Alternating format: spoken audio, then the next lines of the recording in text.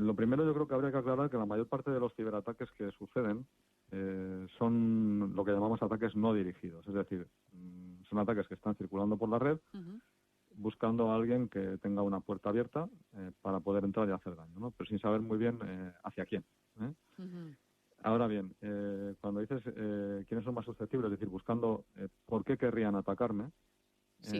generalmente suele ser o porque tiene alguna información o algún activo de valor, o porque está conectado a una organización que lo tiene, o a quien quiero hacer daño. Es decir, muchas veces cuando se quiere atacar o espiar a una empresa de un determinado sector con una propiedad intelectual valiosa, etcétera, pues muchas veces lo que se hace es tratar de atacar a uno de sus proveedores que está conectado a esa empresa final a la que atacamos, ¿no?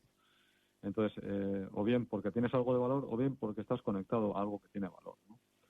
Y ahí, sin duda, pues las organizaciones más vulnerables son aquellas que tienen menos recursos a su disposición, pues empresas generalmente pequeñas, con ausencia de personal especializado, y también aquellas empresas que tienen una gran superficie de conexión a Internet y que no la tienen muy controlada, ¿no? Entonces, por ese tipo de perfiles es por donde encuentran los ciberatacantes pues un mayor éxito, ¿no? Le preguntaba por los ataques durante la pandemia. Los piratas informáticos disparan contra todo lo que se mueve, también las vacunas. También Sí. contra las vacunas de la COVID. Es uno de sus blancos ahora. Sí, yo incluso ampliaría la foto, ¿no? Porque en 2020 no se produjo, o sea, todavía no había vacunas en marcha, eso ha sido cosa del principio de 2021. En 2020 ya se vio que, bueno, al calor de la pandemia se produjeron incluso ataques dirigidos a infraestructuras sanitarias, Es decir, hay reportados de varios países. Tal vez el más relevante fue el que paralizó las urgencias del Hospital Universitario de Düsseldorf, donde una persona tuvo que ser desviada porque no podía ser atendida y durante el trayecto de desvío pues falleció, ¿no?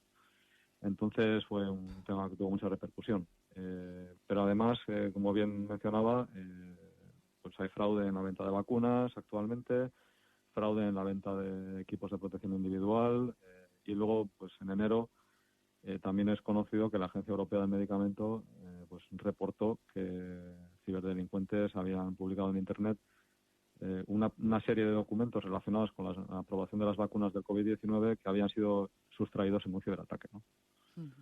¿Y qué ganan con esto? Pues principalmente dos cosas, ¿no? Cuando hablamos de empresas, lo que ganan es dinero.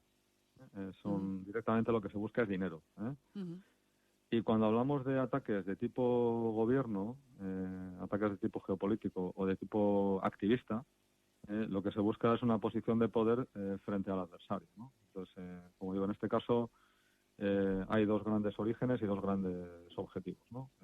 El origen de los gobiernos para un posicionamiento geopolítico de poder y el origen privado para un posicionamiento de ventaja en el mercado, ¿no?